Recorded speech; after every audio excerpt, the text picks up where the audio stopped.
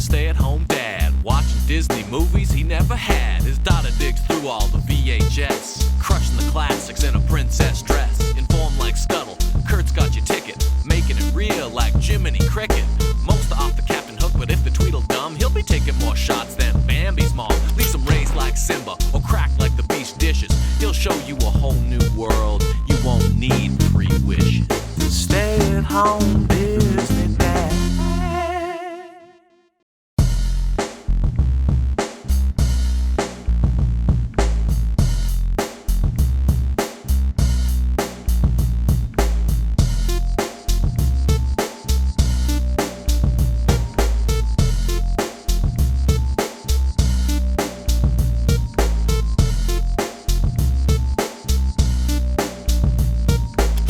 We start with an old, reminiscent voiceover. It was many years ago that a new friend came into my life and stole my heart. That was half a century ago.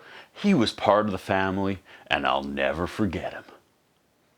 He's talking about a f***ing raccoon. Sleepy montage of him and his raccoon friend riding a bike together, playing in a field, eating ice cream, rummaging through the trash cans together. This opening segment feels like one of those leftover 1970s PSAs that would sometimes still play during cartoon commercial breaks in the 80s, and it was such a different look and style and pace. It was jarring, right? You're just watching Transformers and suddenly there's a commercial with 2 dudes in the short shorts balancing on a floating log, and it was all, you might have not been able to stop your friend from committing suicide, but at least you tried. And you're like, Optimus Prime! Okay, back to Rascal. So this kid, Sterling North, it's the end of the school year, and Sterling North is going to spend the summer working on his canoe. It's a design from the I word. Jarring hearing that these days. The teacher keeps Sterling after class and is like, what else are you doing over summer? It's like she's flirting with him or something.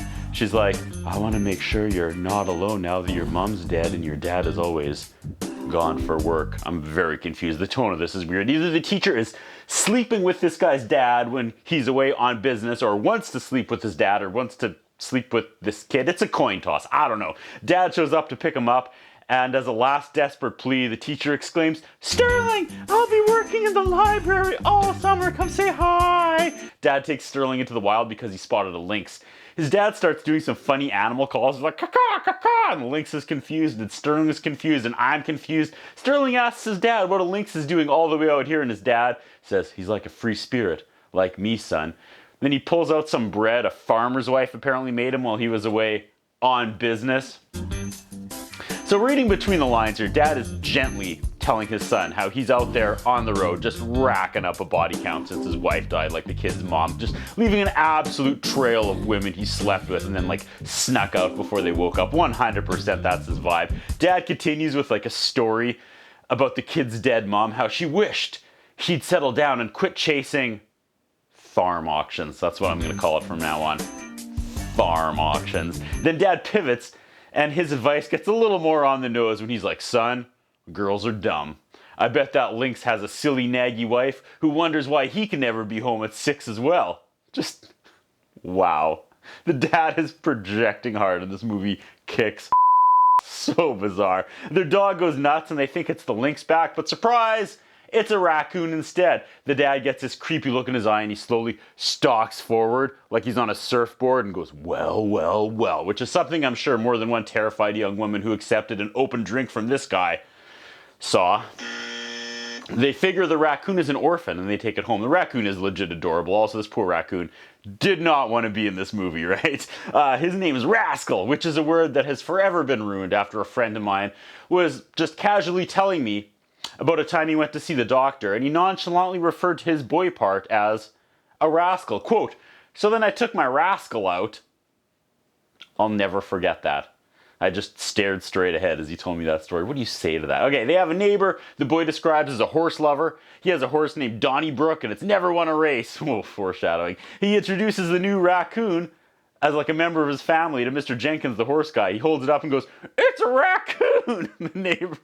The neighbors are worried about their chickens and their corn patch, and now I'm worried about my chickens and my corn patch. There's a lady currently living with them. She must be related because the dad doesn't seem to be interested in sleeping with her. And she's worried because she has to go back home to Chicago. And she says she put an ad out in the paper to find a live helper, like a live-in nanny. So there's someone living with Sterling when she's gone back to Chicago, and dad is out on the road destroying women. Oh, this is his daughter and his sister. Okay, she's got a fancy high-tootin' boyfriend in Chicago, and she's obviously embarrassed to bring him back here to this ramshackle shack with the goofy neighbors and her brother that talks to raccoons and her dad, who's obviously riddled with syphilis. Scene change. They're interviewing a nanny, and Mary Poppins wants the job, but on one condition: all the animals gotta go. She's old, and I'm sure this is not the nanny the dad wants working here, if you know what I mean. He's gonna put out his own ad next that reads something like, "Nanny wanted. Must be under 30 years of age, open-minded blonde with a 6 set of D's," right?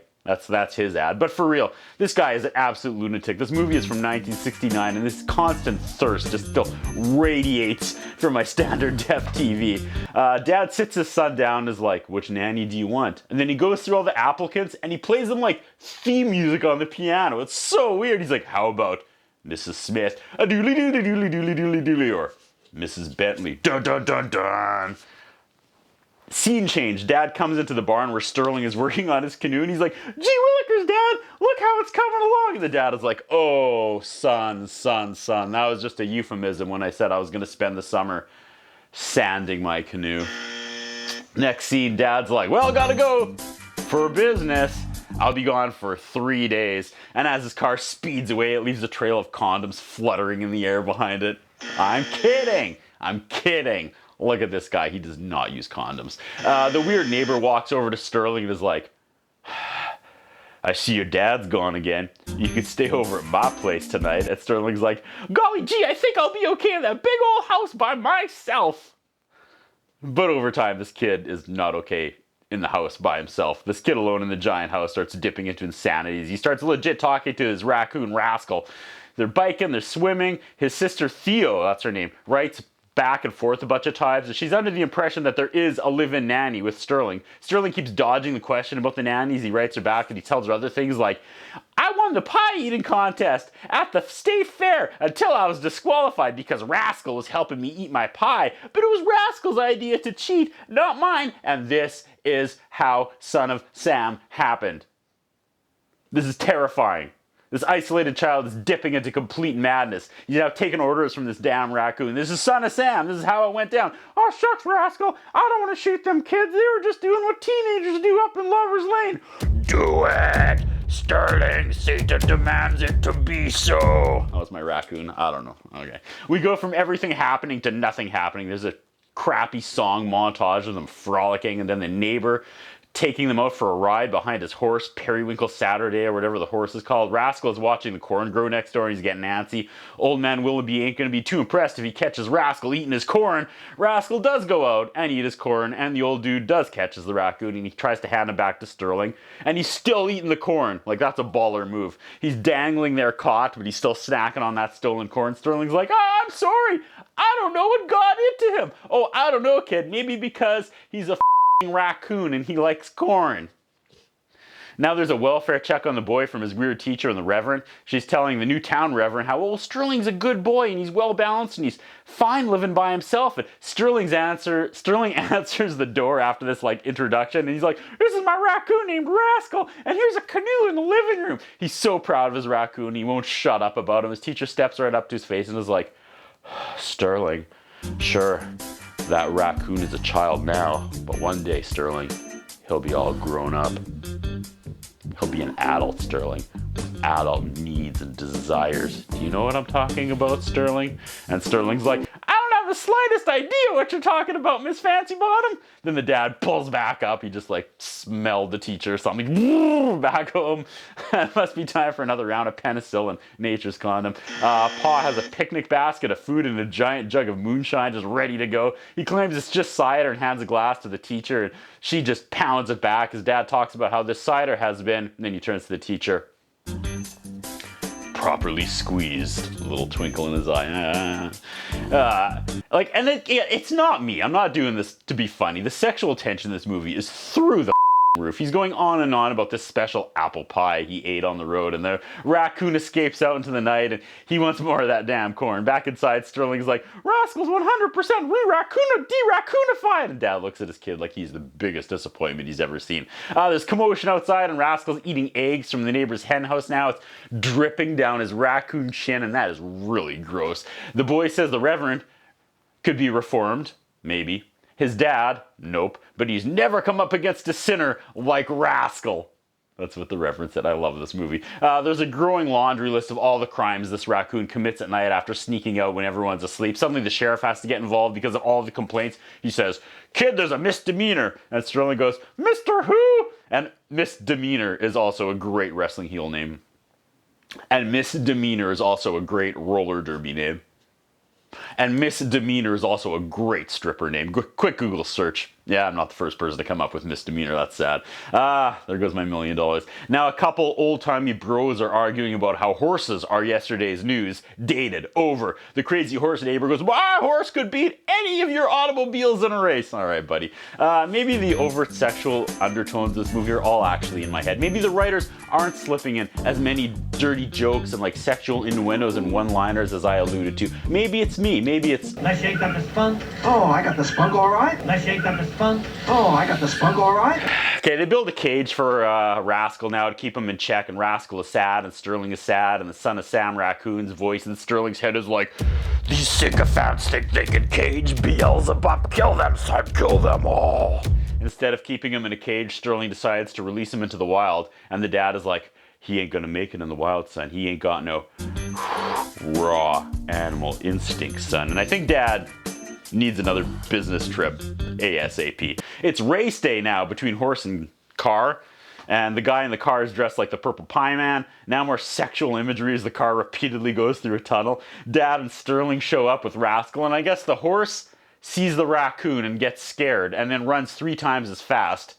So that's what they do. They taunt the horse with the raccoon, and it runs super fast and beats the car and wins the race, making Rascal a town hero. Because this backwoods hick town hates cars and progress. It's almost Thanksgiving now, and Sister Theo's driving back home with her fancy city man, and he has no idea what's coming. She has no idea how to explain this family to this poor man who's about to get a culture shock. "Well, this is my brother. We left him alone for 3 months, and his only friend is a talking raccoon, and he's making a canoe, and my pervert dad has a crippling sex addiction. Welcome to the family." Theo comes home, realizes there has been no nanny, and her brother has lost his marbles, and she just rips Dad a new one. She's like, "You gotta quit leaving for days and blowing through all these women, man.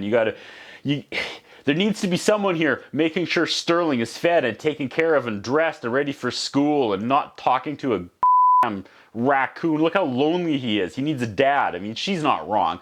As Dad is being lectured by his daughter, he kind of spaces out. And he looks over the horizon, and you could tell he's flashing back to all the sword moments from last week's debaucherous foursome he had while on the road. I'm not wrong. Rascal must be spending too much time with Dad, because he tries to climb on top of Theo while she's asleep, and she obviously freaks out. Sorry, Dad. Sterling goes to grab his pet raccoon, and Rascal bites his hand, and there's a horror piano stab. This is the moment, folks. He has an audio flashback of his teacher's hot speech about growing up and having needs, and Sterling's like, "I gotta let him go." And Dad is like, "Oh yeah, we all gotta grow up sometime, Sterling, and not have a dad for a while.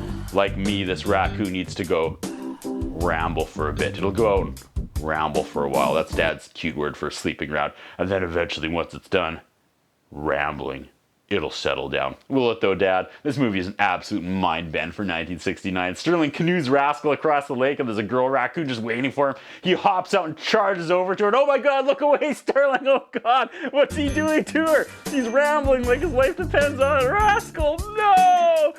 Okay, Rascal's girlfriend, the dad, probably the Reverend, Theo, me, everyone but Sterling and Theo's fiance needs a cigarette about now. That's what I think about.